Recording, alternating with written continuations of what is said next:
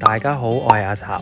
平時我自己去韓國就好少 plan 行程，因為要睇嘅都睇過晒。但今次同朋友去咗6日5夜，我就好認真咁 plan 咗每日要去邊度。咁今集就會同大家食米芝蓮嘅蕎麥麵，同埋帶大家去行聖水洞。咁開始之前，多謝你撳入嚟呢條片，然後歡迎你嘅鼓勵，訂閱埋呢個 channel， 跟住可以順便 follow 埋我嘅 Instagram。而家就去片。大家好，而家就喺香港國際機場等緊上 Korean Air 凌晨機去韓國。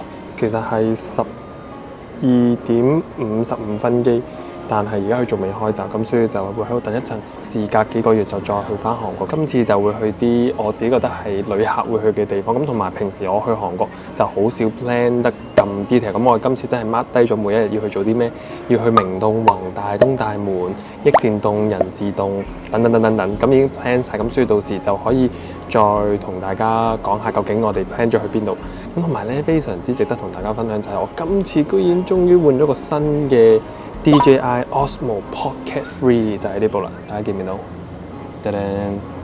之前係用緊 G7X3 嗰部相機去拍 vlog，但係嗰部機有部唔好處就係會好易會冇咗個對焦，因為我有時對住自己嘅時候，佢都會塊面蒙咗，又或者我想 shoot 啲嘢近啲，佢都會對焦唔到。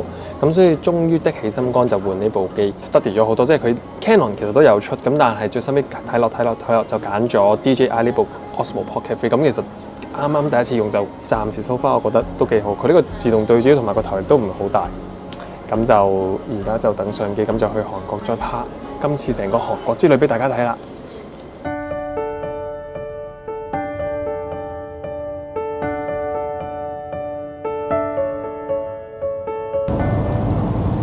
終於到達韓國，因為今次係凌晨機嘅關係，咁所以我頭先5點半就已經到咗韓國。咁我今次係咗大韓，咁就會喺 Terminal 2到落機嘅。咁其實其他 airline 就會喺 Terminal 1。咁如果之前有睇我片介紹嘅話，其實我係 recommend 大家搭其他 airline 去 Terminal 1，因為 Terminal 1其實係多啲嘢開，有多啲 cafe 喺朝早凌晨嘅時間都開。咁但係啱啱 Terminal 2落到嚟，其實佢係咩都冇開。咁但係因為我而家係5點半已經到咗嘅關係，咁所以就已經有巴士可以出翻去首爾嗰邊。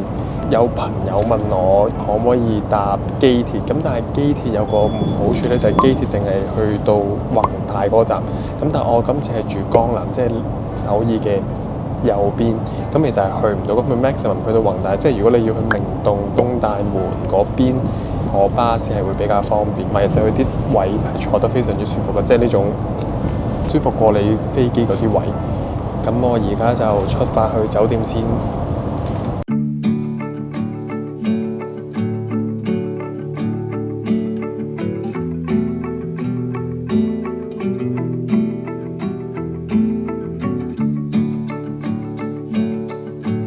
我哋今日第一餐就係嚟食美味麵家，其實之前有介紹過，就係一個攞米芝蓮嘅蕎麥麵，然之後就係喺卡羅斯喬林咁大道。咁同埋我哋而家佢係11點半開，咁我哋啱啱好11點25分就嚟到排隊頭籌入去。咁我哋而家就排隊入去食呢個美味麵家先啦。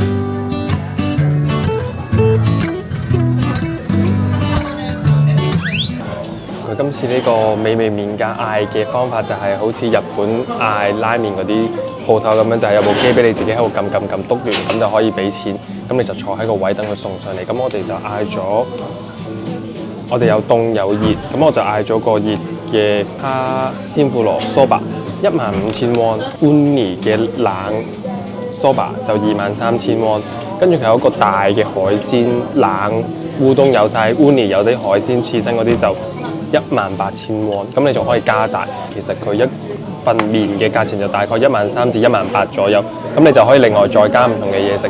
咁我就加咗個雜錦天婦羅，就係11,000 won。咁我覺得 overall 其實價錢唔算太貴。咁我上次嚟食就係食冷梳巴嘅，今次我就試下食佢呢個熱嘅梳巴。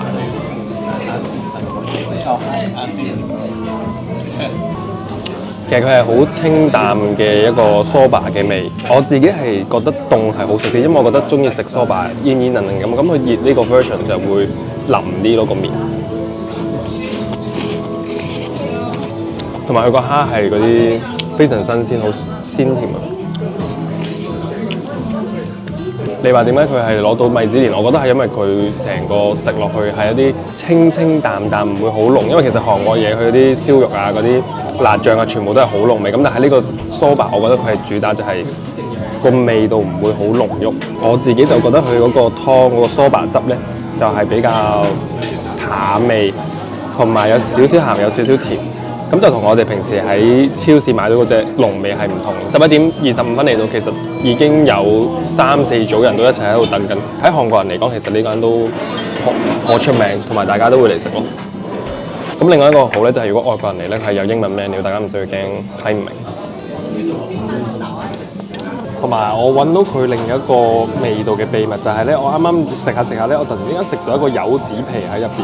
咁所以其實佢係呢個湯入邊係有啲柚子嘅，又唔係去到柚子嘅香味冇咁明顯嘅，但係佢係有放呢個柚子皮入邊去調下味。咁所以成個湯個感覺係同大家平時食到嗰啲係唔同，推薦大家。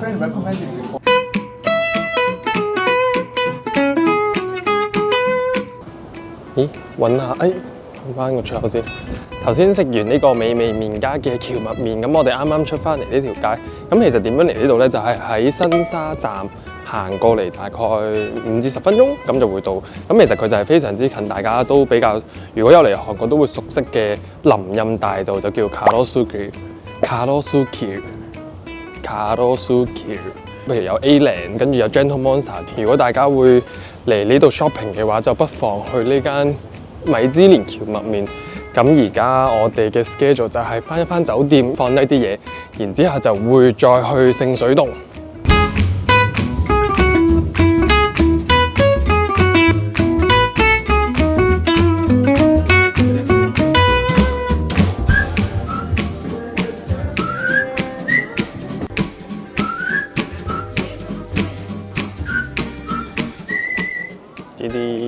我哋啱啱行完呢個 Blue Elephant 之後，就每人買咗副太陽眼鏡。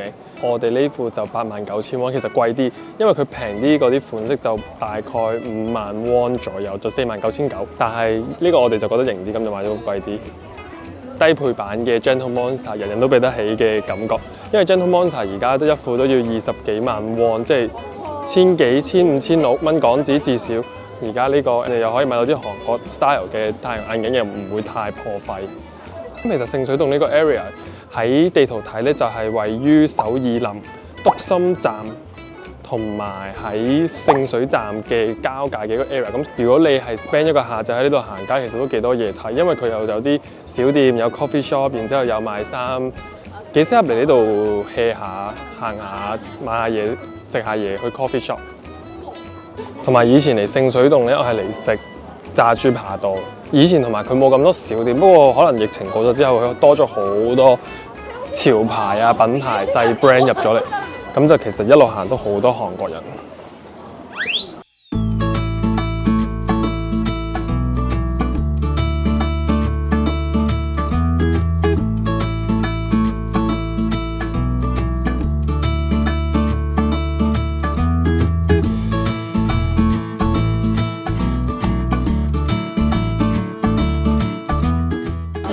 呢間叫 Seoul Embassy， 其實佢應該就係講緊佢個吉祥物，因為佢個吉祥物就係嗰隻類似大嘴鳥嘅公仔。咁其實成個餐廳係3層，咁入邊都有充滿佢呢種大嘴鳥嘅裝飾喺度，同埋好 colourful。咁我哋就嗌咗2個餅，丹麥酥嘅皮，跟住入邊就係紅豆蓉同埋一個牛油咁樣嘅一個曲奇嚟嘅。佢係要成嚿食喎。你唔好淨係食到佢一塊喎，因為同一時間食到佢個紅豆同埋牛油咯，幾香嘅佢成個包皮。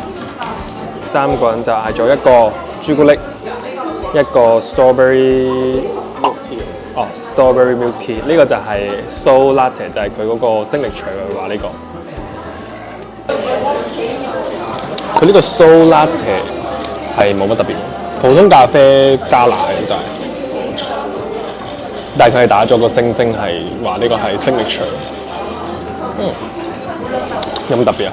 你嗰個幾好味，有啲 strawberry jam 落咗奶茶。幾特別喎。朱古力咯，你覺得？你嗰個咧？我嗰個就係普通咖啡。咁你嗰個特別啲喎，有士多啤梨味嘅奶茶。咁都叫 signature 感覺。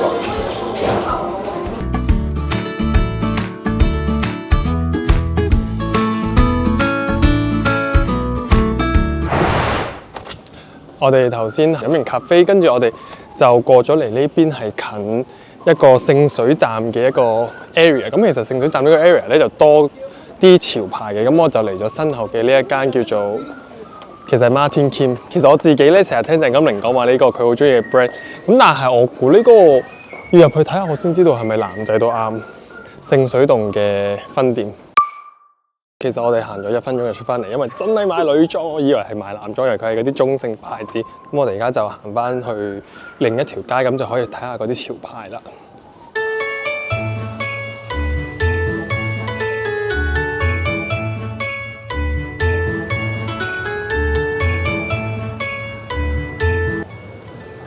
我哋啱啱喺聖水洞入邊，其中一個要去嘅3鋪咧就係 Other Era。咁其實因為佢聖水洞類似係一個旗艦店，一個 concept， 咁其實係一個入到去係非常之震驚，係因為佢就係一個沉浸式嘅購物體驗嚟。你入到去就有好多藝術裝置，然之後中間有水池，啲房仔佢入邊又係有啲聲啊，然後你閂埋門咧，你就會係一個自己嘅空間，你就感受下佢成個氣氛，帶俾呢個 experience 咧係非常之特別。如果你唔係嚟買嘢，你就係想體驗下，其實我覺得都幾值得嚟，因為俾你去間鋪頭感受一下。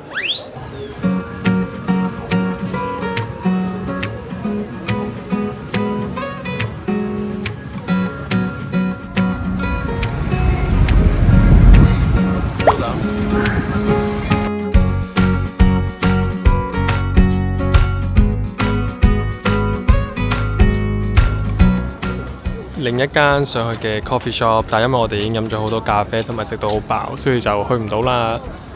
但係入邊都係好靚。呢間叫做 Allwood 嘅 coffee shop， 其實佢呢度就係一個非常之大嘅落地玻璃，就睇到入邊好清晰。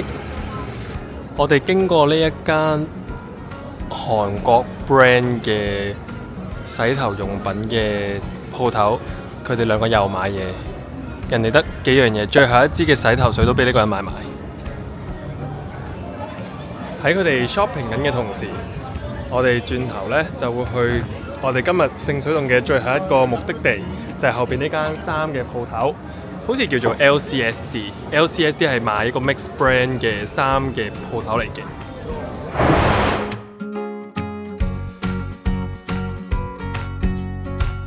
So sad， 我哋嚟到，佢話俾我哋知佢準備緊一個全新嘅空間。我哋而家滿載而歸。其實好多嘢都唔係我㗎，我淨係買咗好少嘢嘅啫。係佢，跟住我哋一袋啫嘛。都係嘅，擺埋晒一齊咯。跟住我哋而家就搭的士翻去酒店放低啲嘢。咁同埋其實聖水洞係咪好好行啊？其實都幾好行，幾好啊，幾多選擇我覺得係。行成個冇行過呢邊嘅。因為其實佢聖水洞好大，我哋其實呢度已經 cover 咗3個站。如果你坐地鐵嘅話，所以我哋其實步行咗3個站。咁所以我哋而家就翻去放低啲嘢，預備夜晚食 dinner。